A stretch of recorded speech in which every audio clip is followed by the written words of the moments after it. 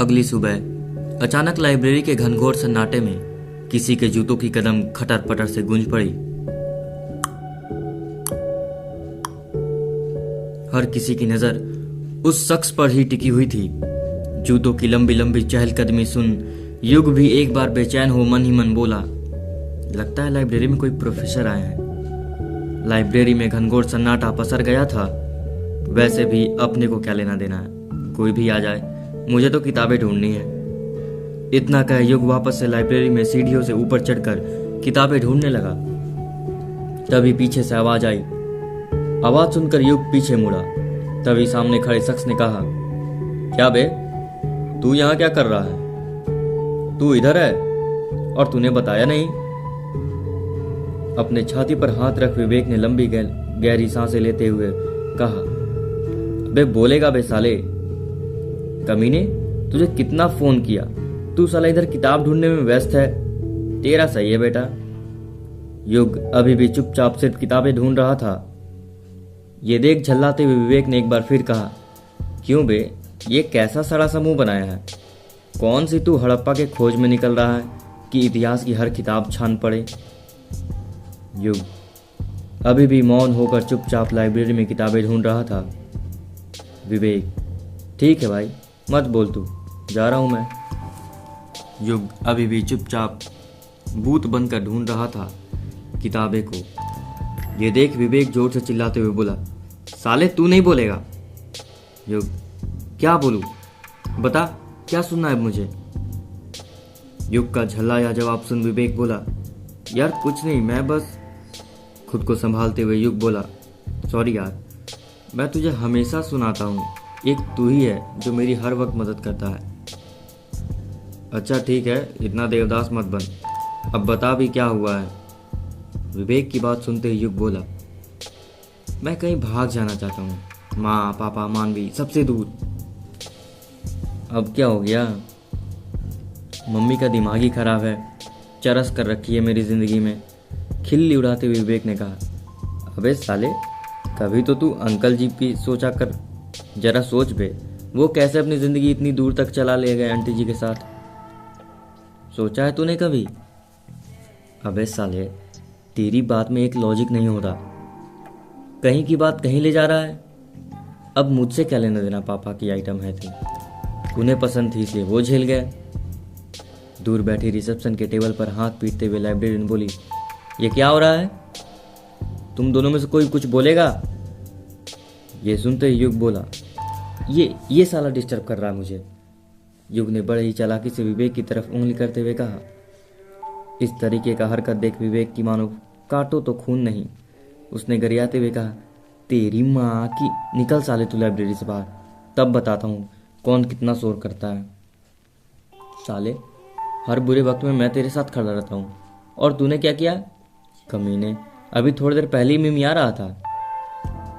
विवेक का मुंह दबोचते हुए युग ने कहा, चुप कर, मरवाएगा क्या भी साले, चुप नहीं रह सकता तू। एक वो दूर बैठी बुढ़ी अपने चश्मे को ऐसे झूम झूम कर इतना जूम आउट कर रही है मानो साला कोई हमने क्राइम कर रखा हो। अब उसमें तू है, तू तो चुप रहने को पता नहीं क्या लेगा। अबे साले, तू क्या झल्ला रहा है? तुझको साला अभी भी हड़प्पा के इतिहास में अपनी जन्म कुंडली ढूंढनी है। चल बाहर निकल, मैं आता हूँ।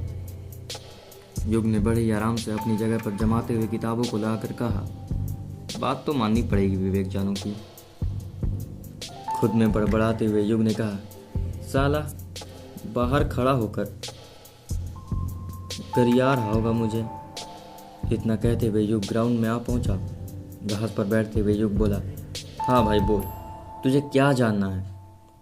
विवेक, हमें ना कुछ जानना है, नहीं हम तुझे कुछ बताने के लिए आए थे, लेकिन तूने ना हमारा दिमाग खराब कर दिया। विवेक का इमोशनल चेहरा देखकर युग बोला, ओ मेरी जाने मन, तुझे किसी भी से दुख क्या? तब तू सुधरेगा क्या? कमीने, मेरे मूड की ना माँ बहन मत कर। अब बता भी कि आंटी ने ऐसा क्या कह दिया तुझे? इतना सुनते ही युग के चेहरे पर काले बादलों सा साया छा गया। गंदा सा मुंह बनाते हुए युग ने कहा, पता नहीं कहाँ से ढूंढ लेते हैं करोड़ों लड़कियों की फोटो, उसके बाद मुझे इरिटेट करती हैं, मैं उन्हें कैसे समझाऊं? मुझे शादी नहीं करनी किसी और से, मगर जैसे वो तो पागल हो चुकी हैं, हर वक्त एक नया रिश्ता लेकर मेरे सर पर खड़ी रहती हैं। उन्हें कैसे बताऊं मुझे सिर्फ मानवी से शादी करनी है। विवेक युग को समझाते हुए बोला, अब इतनी सी बातें हैं तो तू क्यों इतना झल्ला रहा है। विवेक युग को गुस्सा करते हुए, तेरा हो गया तो चलें, मगर कहाँ, जहां मैं चाहूं। अरे परेशान मत कर, बता कहाँ चलना है। एक तो ऐसे ही माँ ने दिमाग का दही कर रखा है, सीधा सीधा बताओ हम कहाँ जा रहे हैं। जो हम जयपुर जा रहे हैं। जयपुर?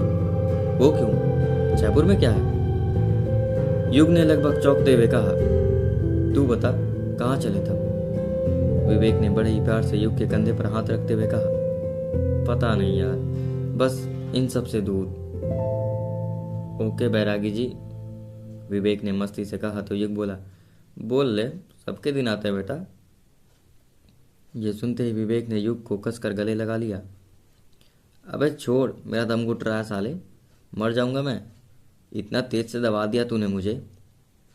खिखियाते हुए विवेक बोला, मेरी जानू को दर्द हो रहा है, तू कमीने कभी नहीं सुधरेगा। चल भाई, अपन ट्रैवल ट्रिप की तैयारी करते हैं। इतना कहकर दोनों दोस्त लाइब्रेरी के गेट से उठ हॉस्टल की ओर बढ़ गए। युग विवेक को चिढ़ाते हुए बार बार बोल रहा था, साले लोग अपनी गर्लफ्रेंड को गोवा मुंबई घुमाते हैं, तू साले मुझे जयपुर क्यों ले जा रहा है। भाई जब 100% वाला गर्मी तेरे कपार पर गिरेगा ना, भाई सच कह रहा हूँ, सारा टेंशन निकल जाएगा। तू भी याद करेगा अपने भाई को, कसम से बता रहा हूँ, तेरे को इतना मजा आएगा ना साले, खुश हो जाएगा तू जयपुर जाकर। अपने भाई को याद करेगा, विवेक ने अपने कॉलर को उचकाते हुए कहा। हाँ भाई, अब तो जयपुर जाकर ही पता चलेगा, तूने भविष्यवाणी की है तो सब सही होगा। युग ने लंबी गहरी सांस लेते हुए कहा। अब क्या होगा आगे ये जानने के लिए सुनते रहिए इस स्टोरी को। धन्यवाद।